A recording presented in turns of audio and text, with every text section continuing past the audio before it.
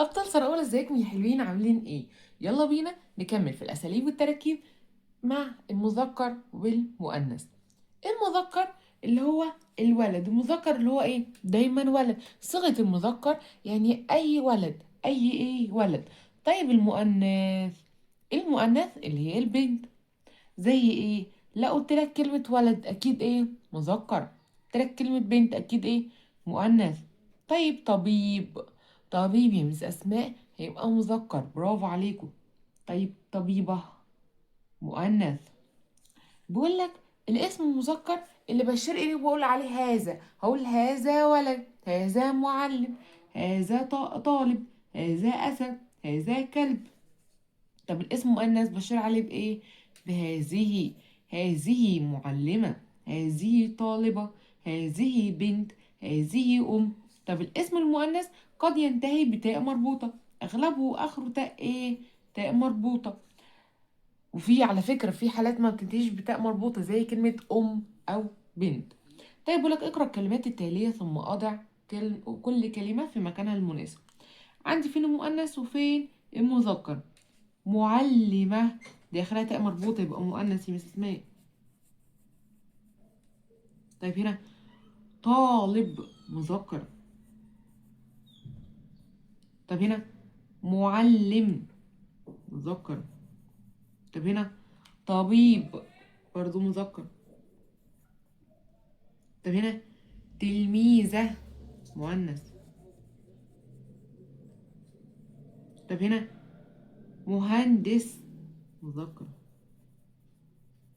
طب هنا ورقة مؤنث، ورقة. طب هنا أسد مذكر. طب تعالوا نفكر في ايه تاني ممكن يبقى مؤنث. ممكن اقول احول طيب من المذكر للمؤنث، يعني ممكن اقول ايه؟ احنا مش هنكتب هنا حاجه بس انا بفكر معاكم. هنا طالب هتبقى ايه لو مؤنث؟ هتبقى طالبه، يعني هحط لها تاء مربوطه. طب معلم اهي مس اسماء معلمه. طب طبيب طبيبه. طب مهندس مهندسه. ماشي. طب اسد ينفع احولها؟ لا طبعا، هو اسد خلاص ده مذكر بس. طيب ممكن ايه حيوانات ممكن تبقى مؤنث؟ زرافة، فراشة. يلا نقلب.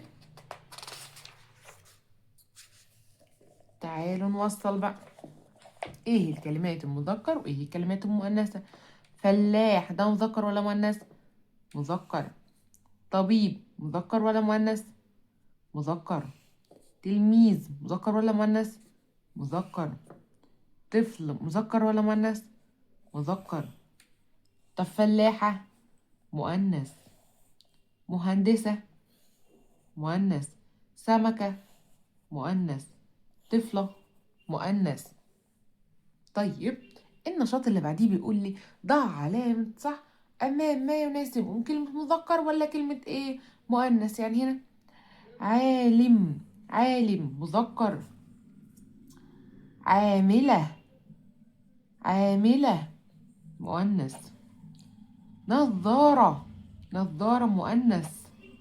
بيت، بيت، بيت مذكر.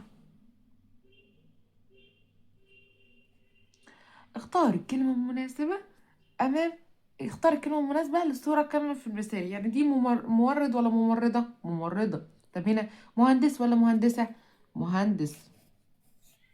ولد ولا بنت؟ بنت. طب برضو بيقول لك هحط علامة صح أمام الكلمة المؤنثة. طبيبة صح. مخترع لا. ورقة صح. مهندسة صح.